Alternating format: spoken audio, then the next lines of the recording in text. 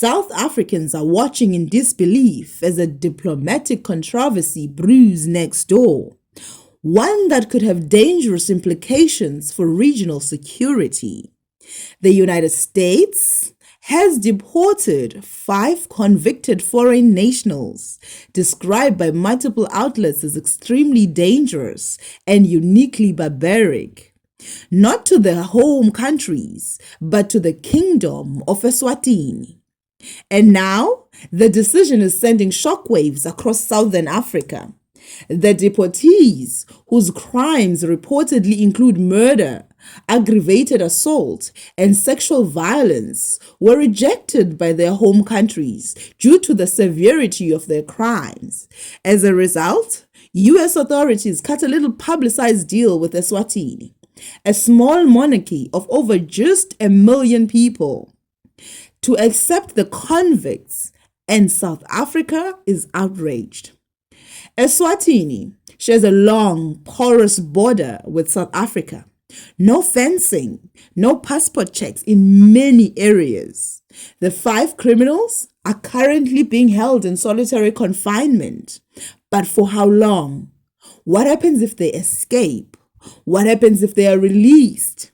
South Africans online are furious and they're asking serious questions. Why didn't the Eswatini government consult SADAC or regional partners before making this decision? How could the US bypass immigration norms and international repatriation law? And why is Eswatini, of all nations, being used as a dumping ground for America's most dangerous foreign convicts? The Eswatini government entered into this deportation agreement behind closed doors, allegedly in exchange for undisclosed economic assistance from Washington. Neither the Eswatini parliament nor public were informed beforehand. South African analysts have called it a grotesque failure of diplomacy and a direct threat to regional peace and security. Eswatini has the sovereign right to make decisions, but not ones that place the entire region in jeopardy. Others noted that if even the criminals' own countries refuse to take them back, why should Eswatini? And by extension, why should the SADC region be forced to?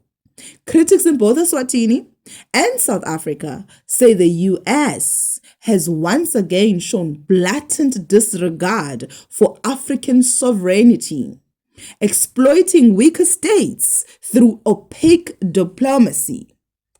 The US maintains that the transfer was lawful and agreed upon. Legal experts warn this could set a dangerous precedent where Western nations reroute unwanted criminals into fragile regions for the sake of convenience. As the Eswatini monarchy remains largely silent, South Africa's civil society and foreign policy observers are ramping up pressure. There are growing calls for regional action through SADC, immediate clarity on the terms of the US-Eswatini agreement, security enforcement along the shared border, and a firm stance from Pretoria against the practice of criminal dumping.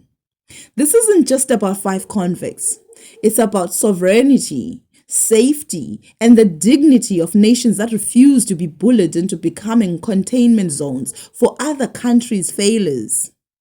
If Eswatini can be used as a holding cell for international convicts, who's next? South Africans have a right to be alarmed, and they have every reason to demand accountability as we bring you matters that matter.